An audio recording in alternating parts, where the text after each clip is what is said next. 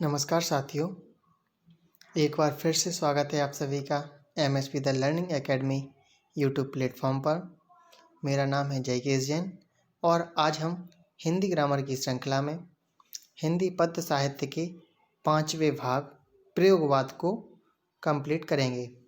यदि इसके पहले के आप लोगों ने भाग नहीं देखे हो तो आप प्लेलिस्ट में जा कर के देख सकते हैं और जो भी नए छात्र हों वह चैनल को सब्सक्राइब भी कर सकते हैं।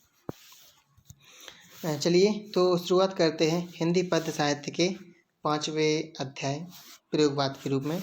तो प्रयोगवाद का प्रारंभ हुआ था सन 1943 से 1950 के बीच में। कितने? सन 1943 से 1950 इस काल के समय पर चला था हमारा प्रयोगवाद का समय। ठीक है, यह प्रगतिवाद के बाद का समय है। ठीक है ना।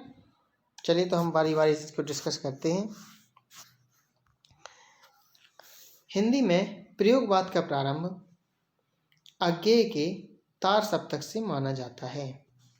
जो अज्ञेय थे, अज्ञेय इनका पूरा नाम था सच्चिदानंद हीरानंद वात्सायन अज्ञेय। यदि आप लोगों को नहीं पता हो तो लिख लें, सच्चिदानंद हीरानंद वात्सायन अज्ञेय। ठीक है ना। तो इनके जो तार सप्तक था, अज्ञेय के तार सप्तक से माना जाता है। अज्ञेय ने इसके बारे में कहा था कि जो प्रयोगवादी कवि थे तो यह कवि नवीन राहों के अन्वेषी कवि, अन्वेषण में खोज करने वाले, तो यह नई नई राहों को खोज करते थे। ठीक है ना। तो इस काल के जो कवि हैं इन्होंने नई काव्य रचना की है, काव्य रचना की एक नई परंपरा शुरुआत की थी। अज्ञेय ने प्रतीक मासिक पत्रिका का संपादन किया था या प्रकाशन किया था। चलिए आगे बढ़ते हैं अगली स्लाइड पर। और क्या था? अज्ञेय ने कौन सी पत्रिका का? प्रतीक का। और जीवन और जगत के प्रति अनास्था प्रयोगवाद का एक आवश्यक तत्व है। इसमें अहम की भूमिका सर्वाधिक है। इसमें जो कवि ने अपने अहम को बहुत ही महत्वपूर्ण बल दिया है। और ये अहम किससे थे? ये वैज्ञानिक हुए हैं फ्रायड, सिगमंड फ्रायड। उनके मनोविश्लेषणवाद से प्रभावित थे, तो उन्होंने अहम की भूमिका का सर्वाधिक प्रयोग किया है। चलिए देखते हैं प्रयोगवाद की कुछ विशेषताएं भी रही हैं। पहली विशेषता है लघु मानववाद की प्रतिष्ठा। लघु मानववाद नाम से है कि मानववाद की लघुता, जो मानव की सूक्ष्म घटनाएं भी हैं मानव जीवन की, उनको भी इन्होंने अपनी काव्य में महत्वपूर्ण स्थान दिया है। तो देखते हैं प्रयोगवादी कवियों ने मानव से जुड़ी प्रत्येक वस्तु को, छोटी सी छोटी घटना को प्रतिष्ठा दी और उसे अपनी कविता का विषय बनाया। जैसे सारी दुनिया को साफ करने के लिए एक मेहतर चाहिए। जो सफाई करने वाले होते ना, वो सारी दुनिया को साफ करने के लिए एक मेहतर चाहिए, जो कुछ है उससे बेहतर चाहिए। अभी जो है उससे बेहतर चाहिए। उन्होंने किस प्रकार से कहा कि हमें इस दुनिया को साफ करना है, उसके लिए एक मेहतर की आवश्यकता है, लेकिन जो अभी है उससे बेहतर चाहिए। तो अब देखो, जैसे एक मेहतर होते हैं कि सफाई कर्मचारी जो हैं हमारे, वह एक सामान्य सी व्यक्ति है, उन पर क्या कविताएं लिखना, लेकिन उन्होंने उनको भी एक कविता का विषय बनाया। और यह रचना है मुक्ति बोध जी की। दूसरे हैं विशेषता नवीन उपमानों का प्रयोग। नई नई खोज, कहा था ना कि यह नवीन राहों के अन्वेषी कवि हैं, तो नवीन उपमानों का प्रयोग। प्रयोगवादी कवियों ने पुराने एवं प्रचलित उपमानों के स्थान पर नए उपमानों का प्रयोग किया है। अब पुराने प्रचलित मतलब जिस प्रकार से पुरानी कविताएं होती रहती थी, उसके अलावा उन्होंने कुछ नया ढंग लाए, नए विषय लेके आए। अगला है अहम की प्रधानता। अभी बताया था, जैसे कि हमने आपको पिछले वीडियो में, अभी कुछ ही समय पहले, अहम की प्रधानता क्या सिगमंड फ्रायड के मनोविश्लेषण से प्रभावित थे। तो फ्रायड के मनोविश्लेषण से प्रभावित यह कवि अपने अहम को अधिक महत्वपूर्ण मानते थे और इन्होंने अधिकांशतः कविता में मैं ये हूँ, मैं वो हूँ, मैं ये कर सकता हूँ, इन्होंने इसको, मैं को अधिक महत्व दिया है। प्रेम भावनाओं का खुला चित्रण, ठीक है ना। जिस प्रकार से सभी ने प्रेम की वाणी का वर्णन किया है, नारी के प्रति सम्मान के भाव व्यक्त किए हैं, लेकिन इन्होंने किस प्रकार से, प्रयोगवादी कवियों ने प्रेम भावनाओं का अत्यंत खुला चित्रण कर उसमें अश्लीलता का समावेश कर दिया।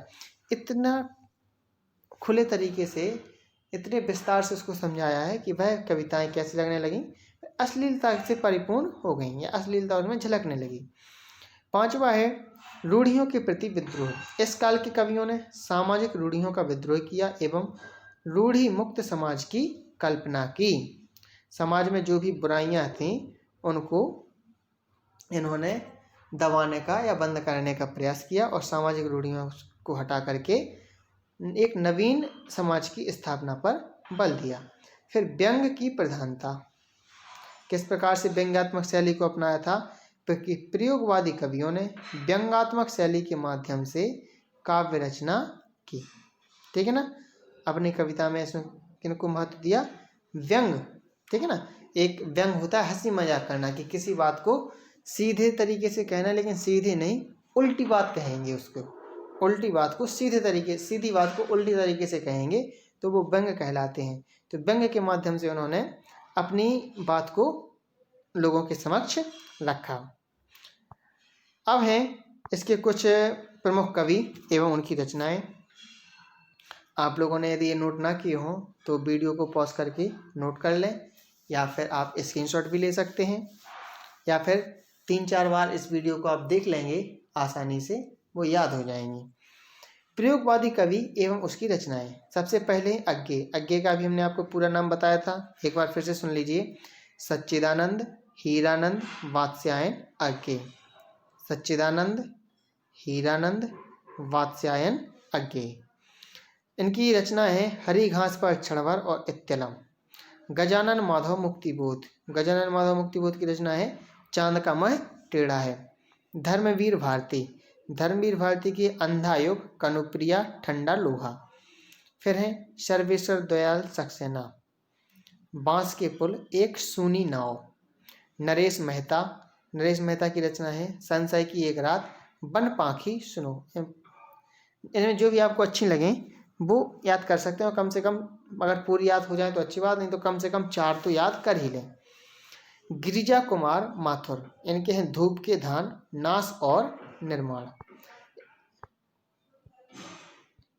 आगे बढ़ते हैं। अब चलिए नई कविता आ गई, तो नई कविता को हम अगली वीडियो में डिस्कस करेंगे, क्योंकि समय ज़्यादा हो रहा है। तो यदि आप लोगों को वीडियो पसंद आई हो तो आप इसको लाइक कर सकते हैं और कमेंट करके ज़रूर बताएं कि कैसे लगे। चैनल को सब्सक्राइब कर लें और यह वीडियो अपने सभी मित्रों तक या जहाँ भी आप भेजना चाहें भेज दें। ठीक है ना, शेयर कर दें और हंसते रहें, मुस्कुराते रहें, खेलते रहें, खाते रहें, प्रसन्न रहें और स्वस्थ रहें। इसी कामना के साथ थैंक यू फॉर वॉचिंग।